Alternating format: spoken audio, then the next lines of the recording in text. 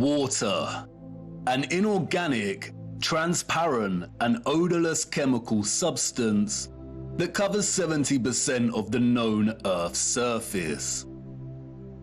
It is the driving life force behind the carbon-based organisms that flourish on our Earth. It borders and separates our lands and collects and solidifies at the inner and outer regions of our flat, stationary realm. God should have sent a message to the inhabitants of Earth and been precise and told them to watch the water, to meditate on its function and natural laws, because in their time a great deception would be cast over them, like a cold shadow of an unknown, nefarious king. And maybe God did send this message in the form of a flood, but its truth was mythologized and buried, and the lie propagated in spite of it. Resting water does not curve and convex.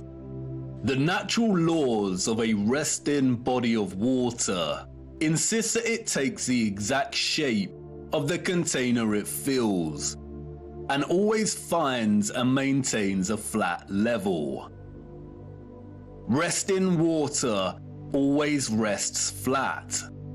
And watching the water when we sit at vantage points, when journeying above in planes, and before we take a sip from our drink, we must remember to never forget this law. Most of us instinctively understand the laws of water, and yet many continue their day-to-day willfully participating in the nonsensical, heliocentric hoax.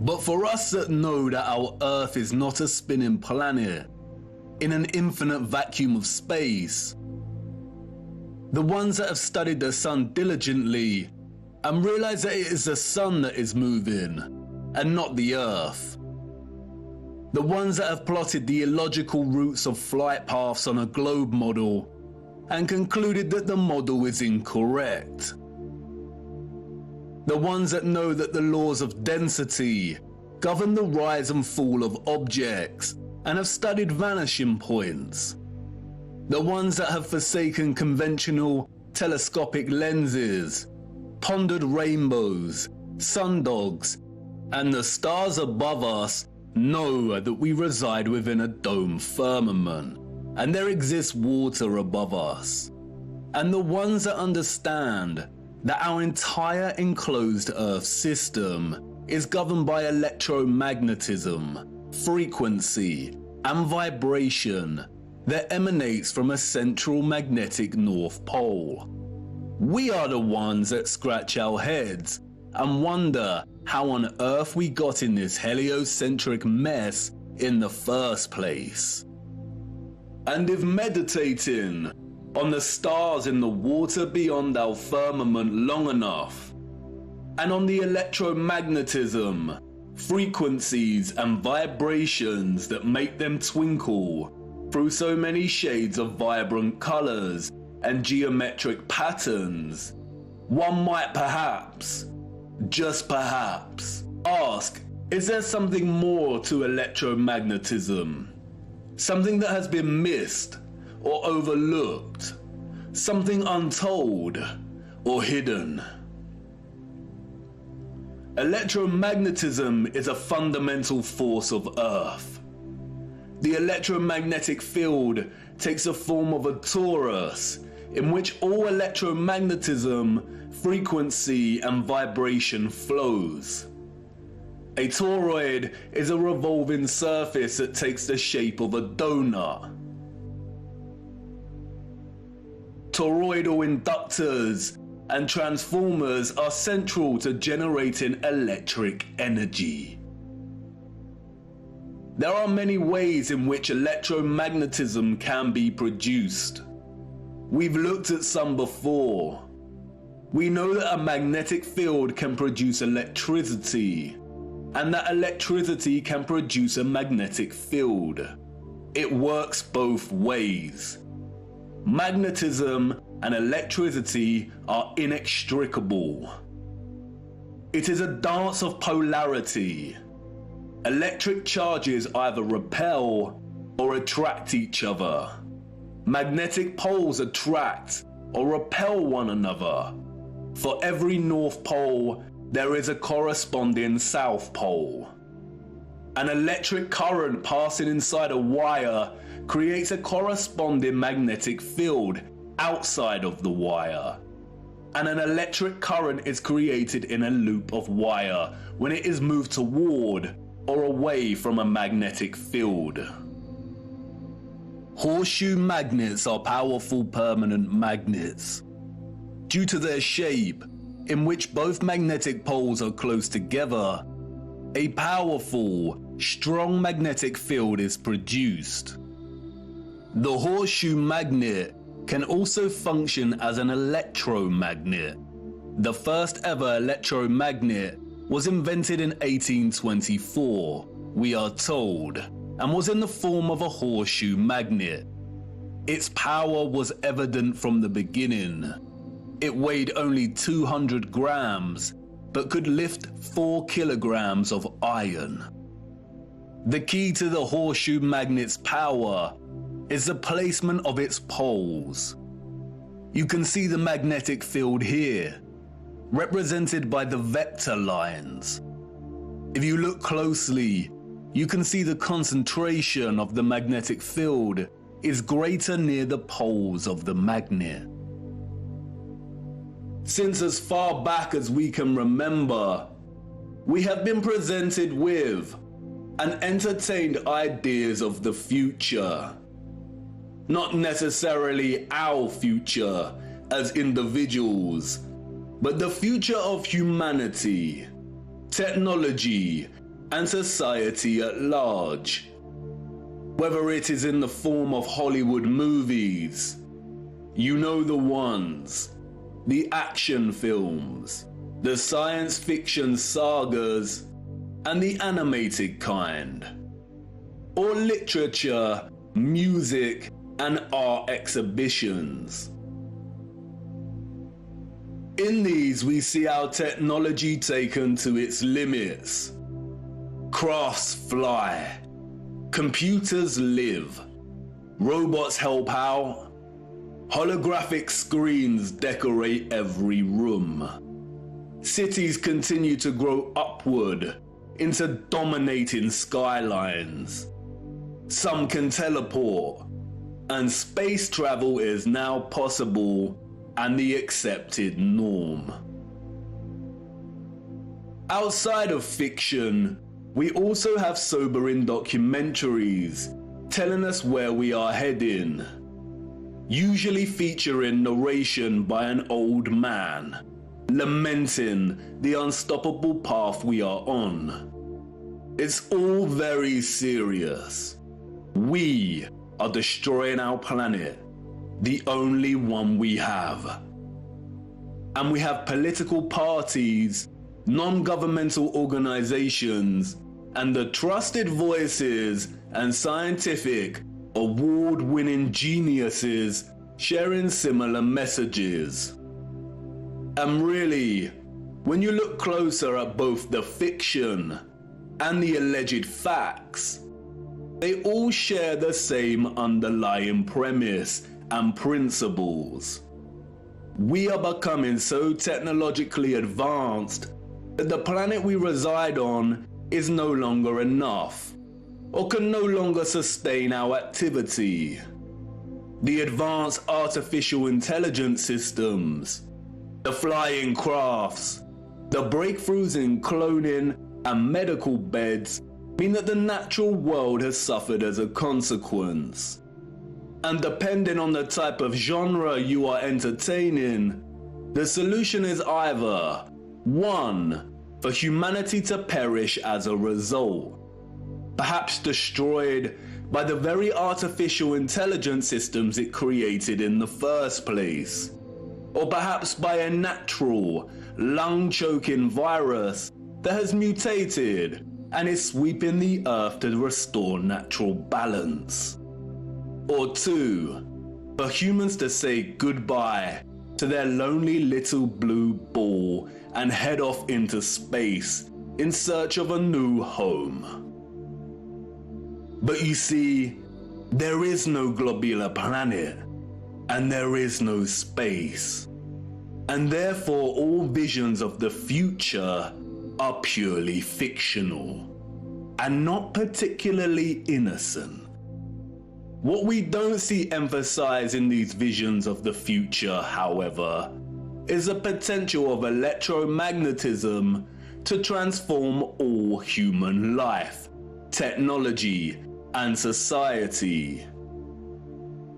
Which is strange when you consider that all life, and the Earth itself, is impossible without electromagnetism. Why wouldn't visionaries want to explore this in more detail? Could it be that they are not allowed to? Could it be that they are afraid of something? Afraid of us connecting one too many dots, perhaps? And again, horseshoe magnets can act as powerful electromagnets. If a civilization was to advance technologically through the use of electromagnetism, then the horseshoe magnet would certainly have a tremendous role to play in that development. Yes, it certainly would. And it certainly did. The horseshoe magnet. The Arc de Triomphe. Yes, one of the most powerful electromagnets ever constructed.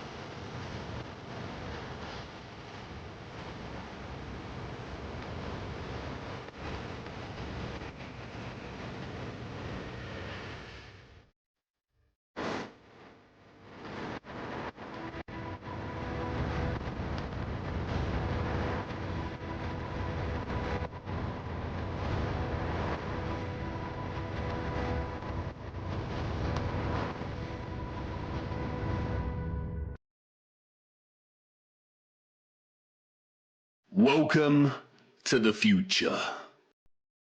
Except it's the past. The future came and went, and we missed it. The magnificent architecture we see throughout our realm, in which the official liars and controllers of our world have termed historicist, neoclassical, Renaissance, Gothic, and so on, all belong to one whole unified civilization. A civilization so developed they had harnessed the power of electromagnetism to such a high degree that they not only built these huge structures, but also crafted them with utter finesse and beauty. A celebration of their own technological advancement. The structures were designed with the sole intention of harvesting and generating electromagnetic energy and distributing it across the world. Their cities, towns, an entire way of life ran and depended on the use of free, clean, and powerful electromagnetic energy. The energy was harnessed and collected from the ionosphere above our heads through the use of antennas, spires, domes, and towers. All the impossible structures we see today have been repurposed and rebranded by our controllers and the citizens of the 19th century. This is not a church. This is not a mosque. This is not a castle. And this is not a government building. These are generators, powerful and gargantuous. They would collect and generate the electromagnetic energy, which was then stored in huge power stations and distributed and redirected by sophisticated, advanced structures, one of which is the huge electromagnet, or what we've come to know as triumphal arches. The energy was stored in batteries and capacitors, such as towers and obelisks.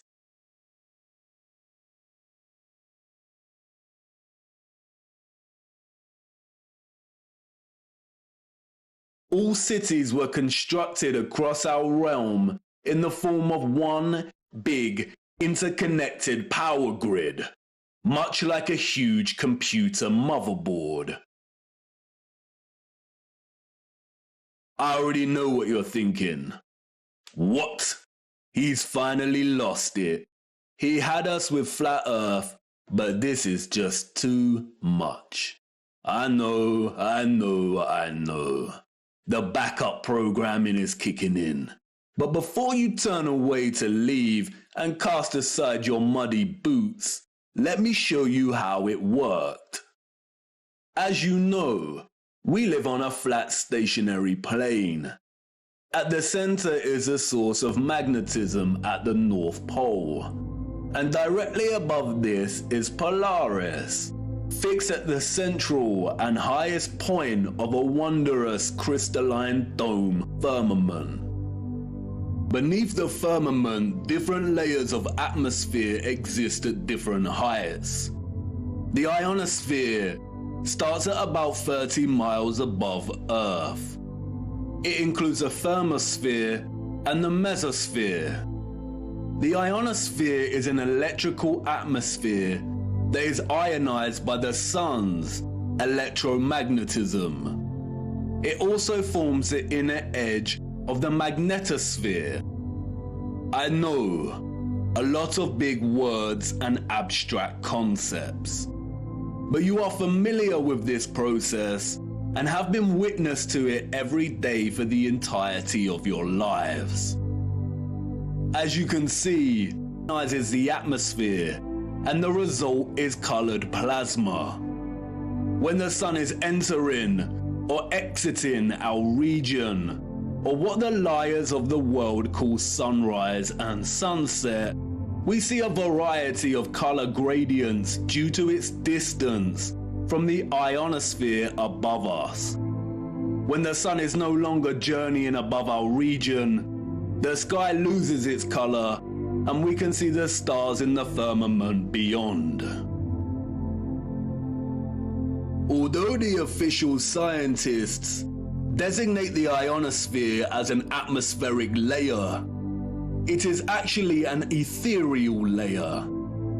Ether is the fabric or element that carries electromagnetism. It connects everything in our realm. It is the fabric that makes the sun and moon and their concentric journey above our disk possible in the first place. Ether is the mysterious fifth element. It connects everything electromagnetically through vibrational energy. It is the glue, the web, the driving force behind absolutely everything. The four other elements, air, fire, water, and earth, only exist because of the ether.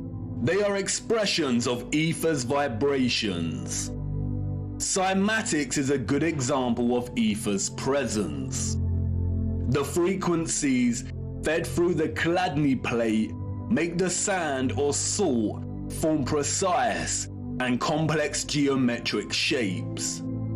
The higher the frequency, the more complex the geometric pattern. But what is the conduit that takes the frequency's vibrations and allows the sand to take such shape? That is the ether at work. That's why we see fruits and vegetables that closely resemble cymatic patterns. It is the ether at work. All matter is ethereal, and the shape and form of that matter are different expressions of the ether, determined by frequency and vibration. Ether is the bridge between electromagnetic frequency and vibrational energy and the form of matter itself. You could call it the Holy Spirit of God. The historical and scientific discourse of ether is a deliberately manipulated one. The enemy introduced the truth only to discredit and subsequently bury it. Some of the alleged figures of the past have written on ether. The so-called Aristotle called it the fifth element. James Clerk Maxwell, the so-called father of electromagnetism, spoke of the ether, stating, "In several parts of this treatise, an attempt has been made to explain electromagnetic phenomena by means of mechanical action, transmitted from one body to another by means of a medium occupying the space between them." The undulatory theory of light also assumes the existence of a medium. We have now to show that the properties of the electromagnetic medium are identical with those of the luminiferous medium. The medium he refers to here is the ether.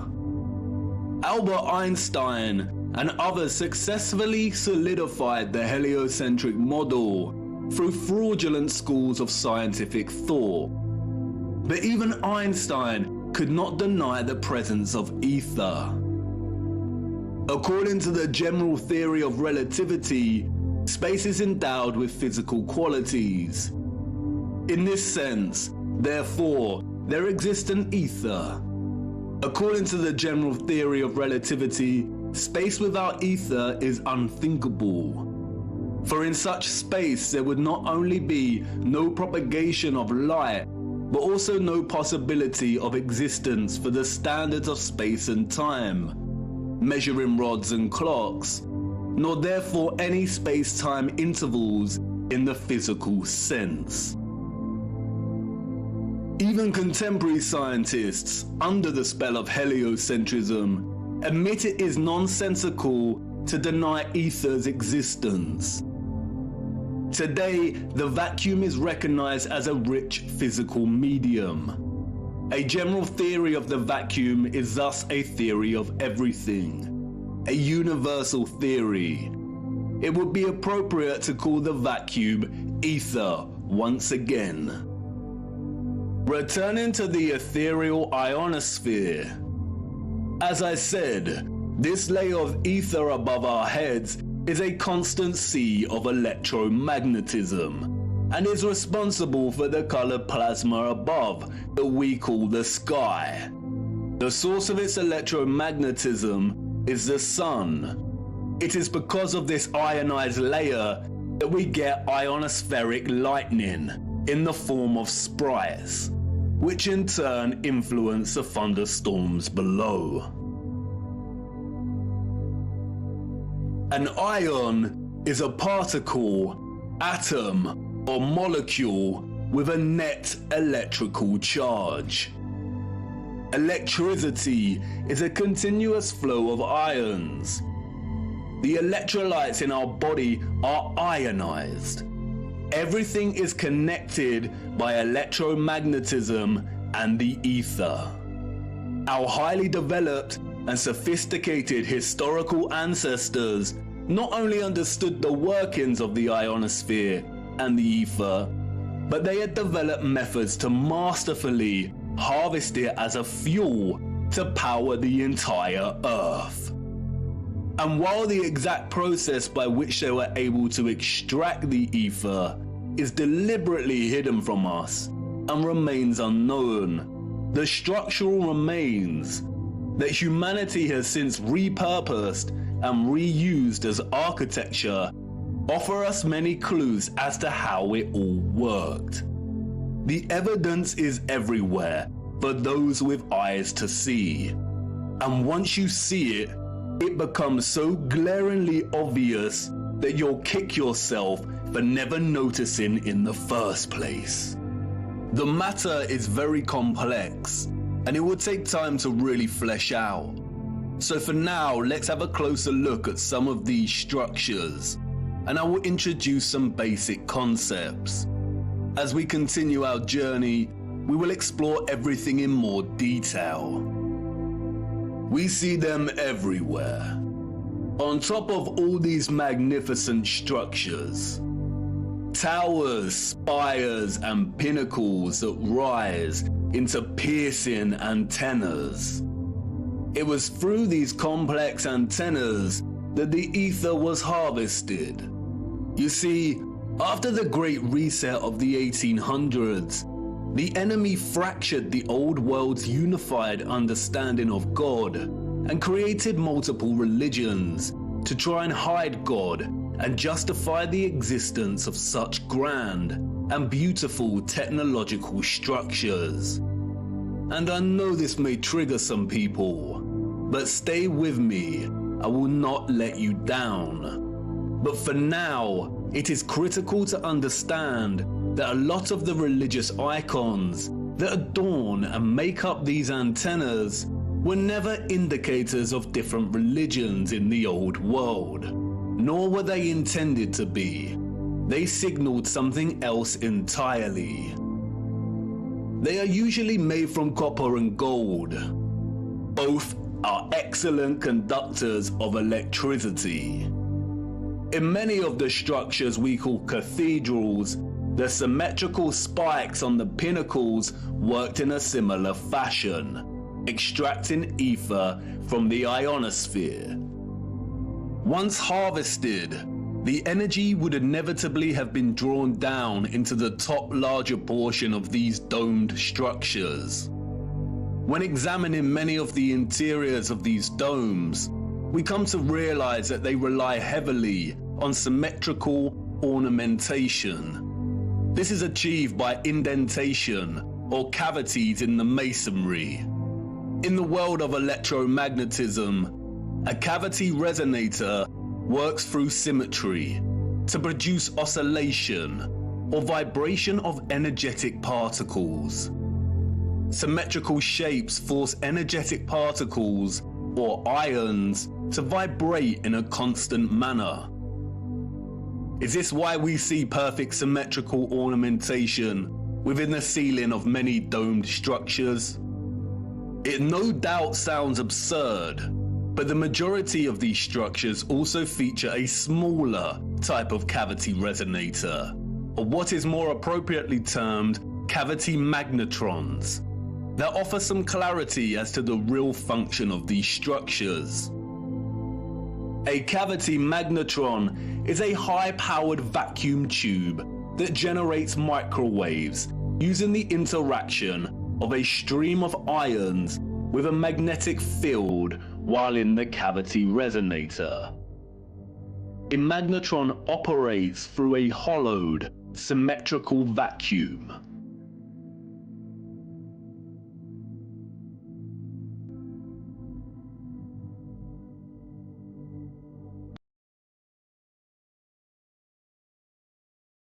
It emits powerful microwaves that can act as a source of free energy.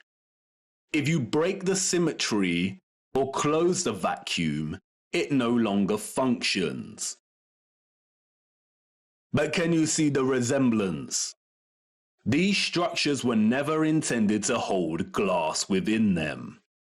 The controllers added the stained glass to the rose windows to shut off the magnetron's function. They closed out instruments of free energy. And they are everywhere in these structures.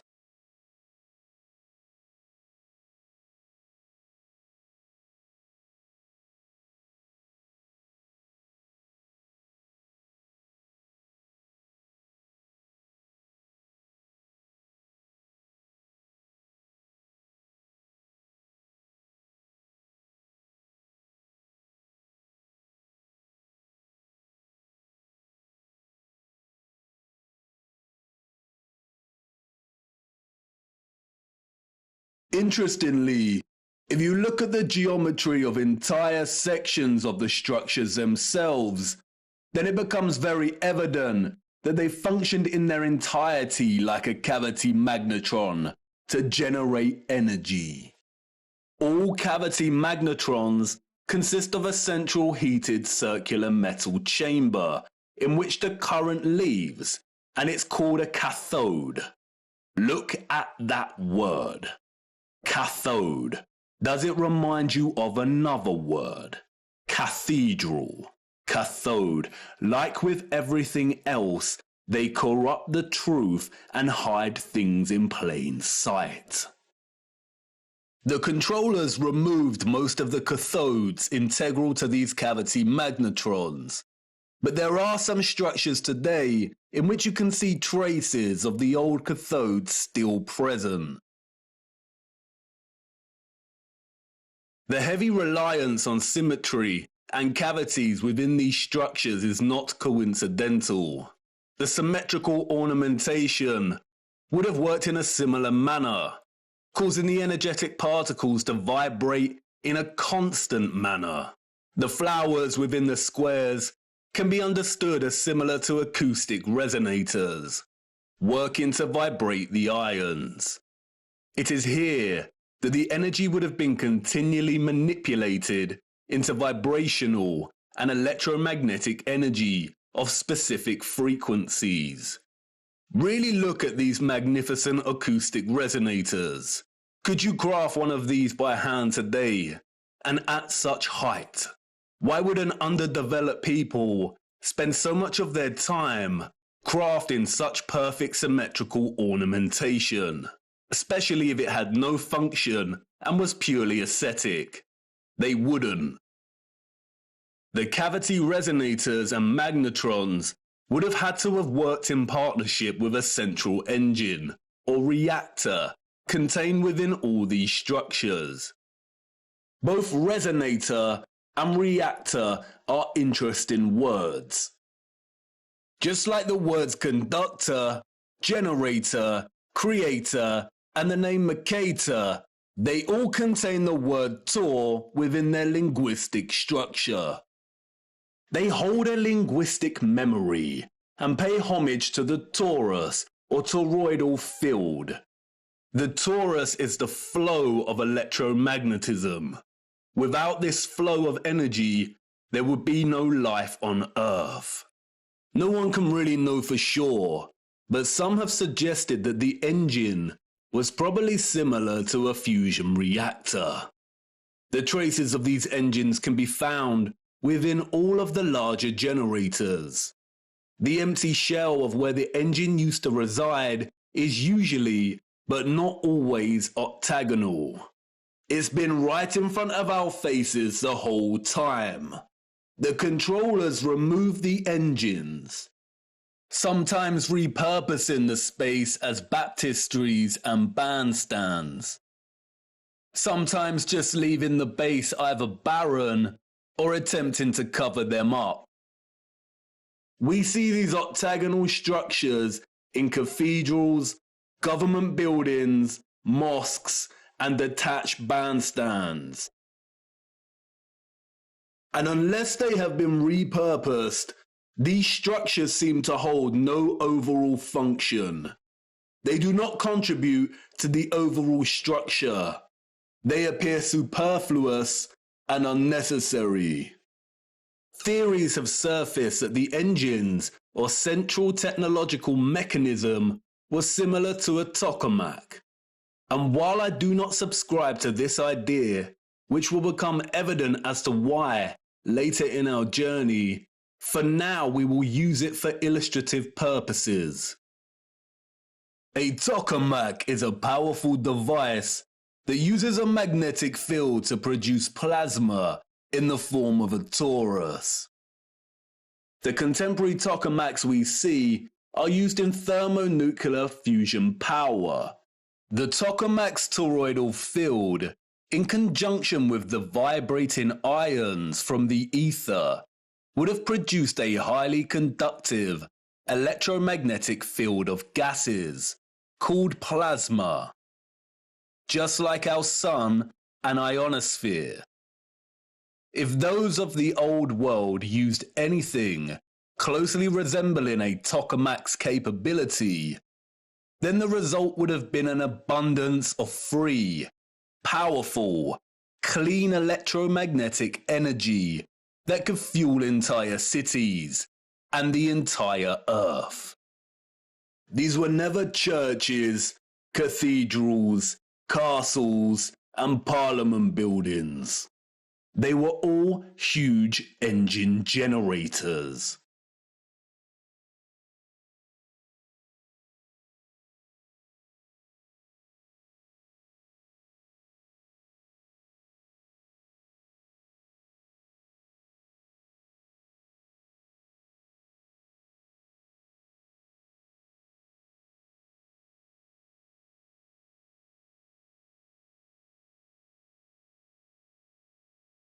The controllers invented labels and terms such as Renaissance, Greco-Roman, and so on to describe the style of these structures.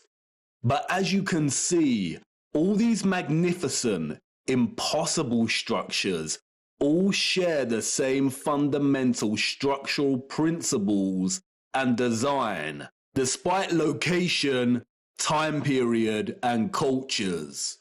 And this is because they were created with the sole purpose of generating energy. And just because these structures were never used for prayer and worship does not mean they were not holy sites. The civilizations of the past had a relationship with the Source and the Holy Spirit, or the ether, like no other. And they paid homage, reverence, and thanks to it by constructing their generators with such splendor and beauty. And not only that, but they constructed the entirety of their structures, statues, and ornamentation in reverence of this gift, in reverence of the energy production that made their way of life possible in the first place. The laurel wreath, which the satanic controllers have corrupted in their appropriation of the symbol and redesignation of it to represent Apollo and Lucifer, is, in fact, a toroidal coil. And we see the toroidal coil throughout the old world's infrastructure, as simultaneously having both a function and a celebration of this function.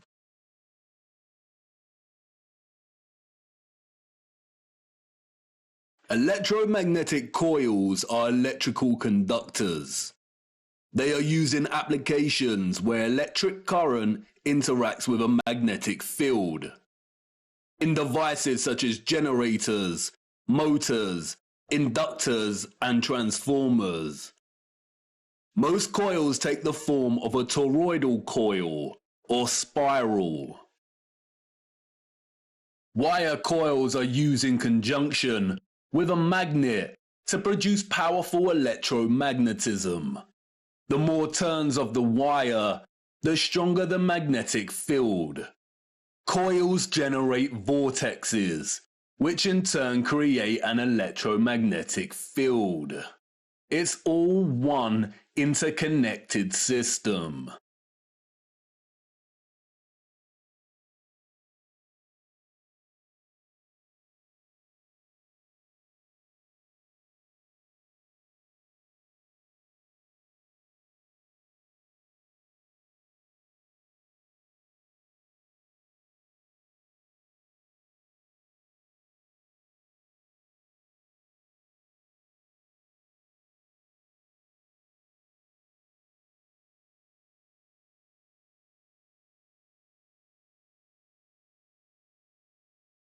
And we see it everywhere. This is what columns and rotundas were used for. Powerful coils to generate electromagnetism and carry the current in loops. The torus is found at the base of pretty much every column found throughout our realm. It is everywhere. Look at the movement of electricity through a wire and the simultaneous magnetic field it produces. This is exactly the shape of a column. And we see this present in all of these gigantic and meticulously crafted columns.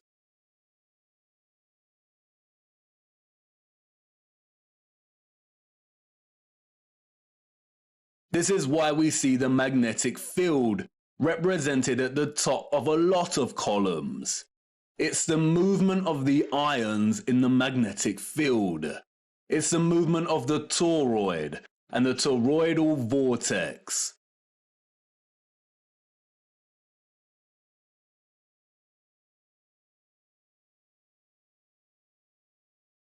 As you saw, coils of copper wire are essential in electrifying the magnet. And I know what you want to say. That's great, but the columns and other structures you are referring to are made of stone.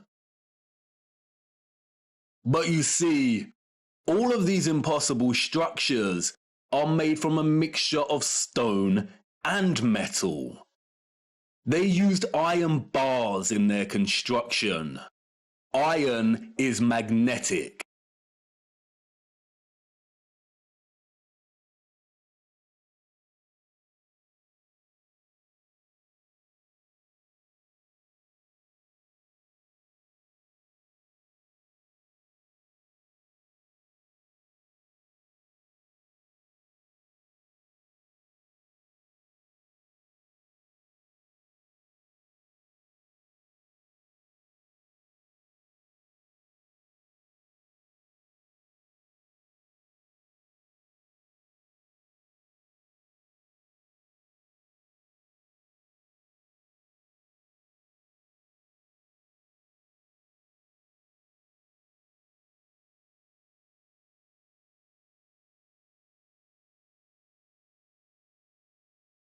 These iron rods run throughout the stone infrastructure. and are complemented with copper and gold roofing. Copper and gold are strong conductors of electricity. Often we find entire statues, arches, domes, and roofing made from a distinctive blue copper. Furthermore, the limestone, granite, and dolomite stone is mixed with crystal silicon, or quartz.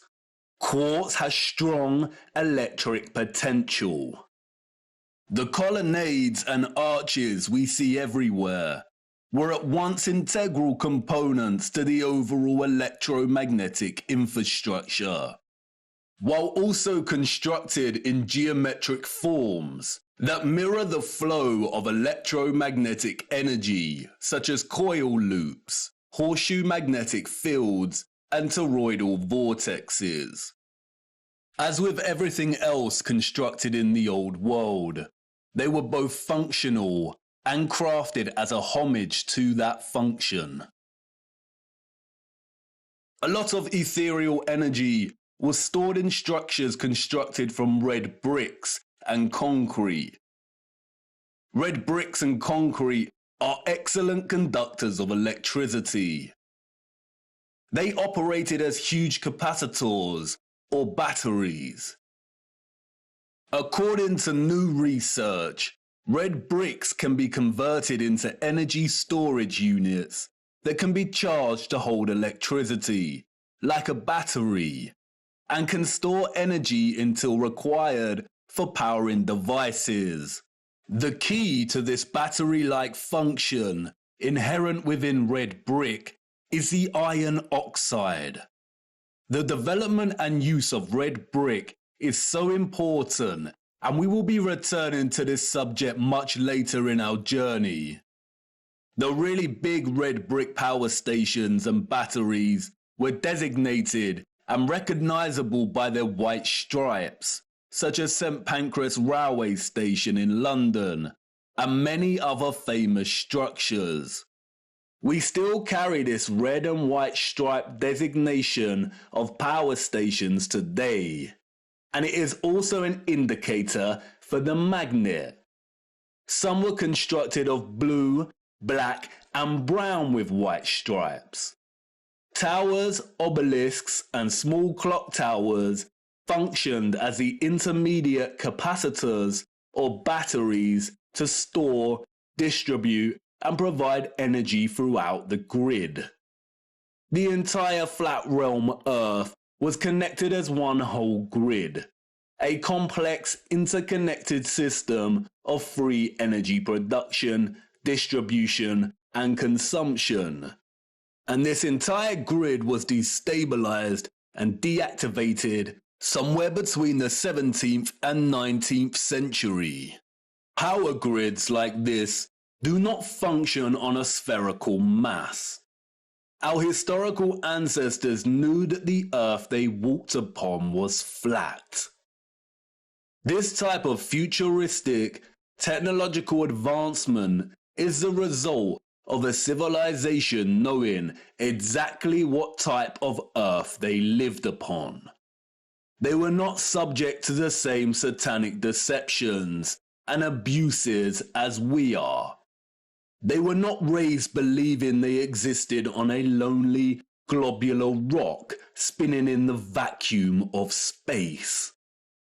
The true, ethereal, electromagnetic properties of the earth were not hidden from them. They knew there was a domed firmament above their heads. They studied it.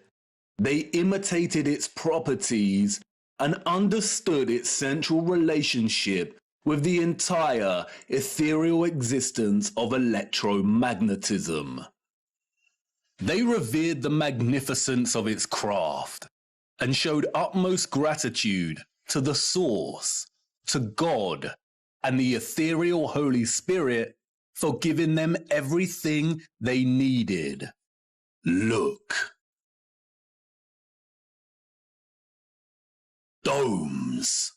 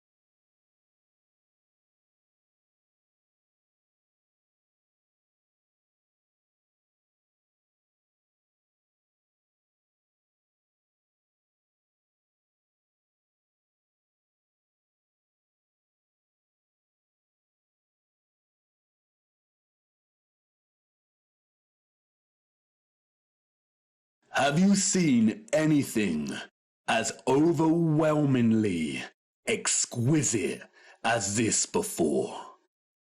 How have we lived our entire lives and not seriously considered the impossibility of these structures? How have we lived our entire lives walking amongst the skeletons of the future long forgotten? I know this is all a lot to take in. And I know that the picture has not formed properly in your mind yet. It is hard to imagine an interconnected electromagnetic power grid of this size across the Earth. And the technical nature of electromagnetism doesn't help. And I know that you're full of questions. Who were these people or beings that built these structures? Where did they go? And why were the power grids deactivated? What about all the religious iconography and art we see inside of the cathedrals and mosques? What about all the histories and photographs we have of the construction of these structures? What about the Romans and the Greeks? What about some of the grand mosques that have been constructed in recent times?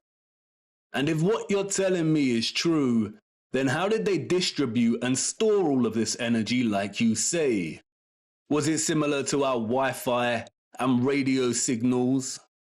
We will get to all of these in good time. We have barely scratched the surface. But for now, it is the last question that is important. How did they distribute and store all of this energy? And in what form? For you see, our sophisticated historical ancestors did something that we, as a society, have come to neglect. They watched the water, and they watched it closely, right here on Earth and up above, beyond the firmament. Come on, let me show you.